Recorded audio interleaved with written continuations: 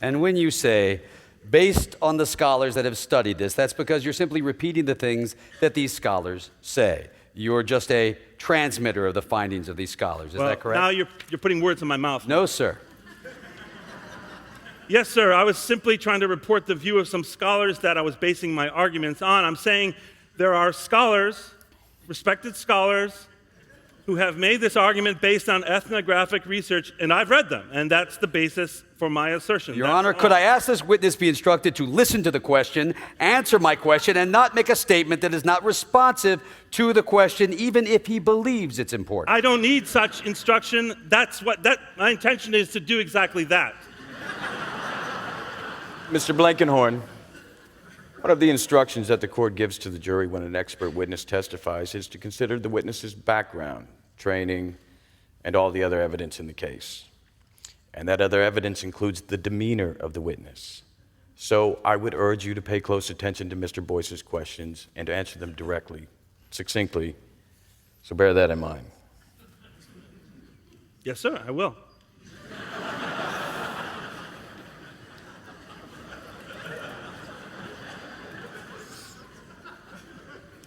I'm really just addressing whether I was putting words in your mouth. If you look at page 300, lines 7 through 12, you said that you were basing your analysis on the work of highly regarded scholars, and then you say... Okay, I got you a moment. I used the word, I'm a transmitter of findings of eminent scholars. Gotcha. No, that's not a gotcha. I'm just trying to... Okay. I said transmitter 7 months ago in a deposition. And what you meant there was that you weren't making these conclusions on your own. You were simply repeating what these scholars had to say. Is that correct? If I may say so in my own words? Let me look at your own words. Let's look at your own words. Page 300. I am simply repeating things that they say. I can assure you these are not my own conclusions. I'm a transmitter here of findings. Of findings of these eminent scholars. Did you give that testimony at your deposition? That's what I said at the deposition.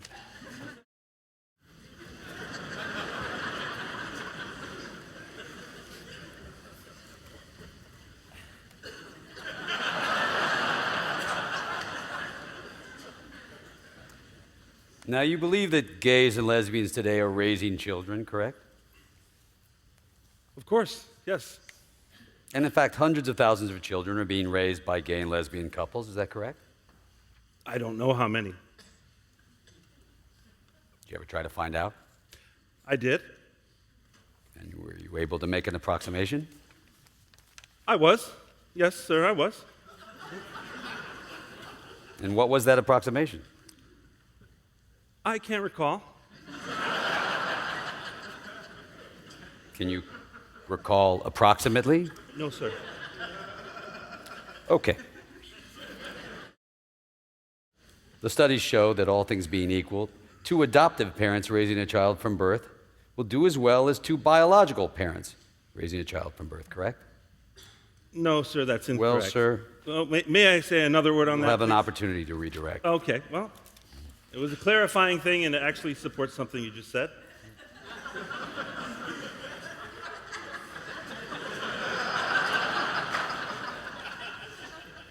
The studies show that adoptive parents, because of the rigorous screening process that they undertake before becoming adoptive parents, actually on some outcomes outstrip the biological parents in terms of providing protective care for their children.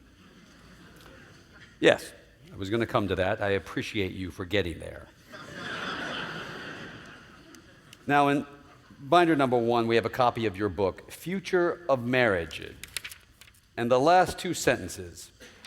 After all, part of the reason why the principle is so revolutionary is that it can grow and deepen over time.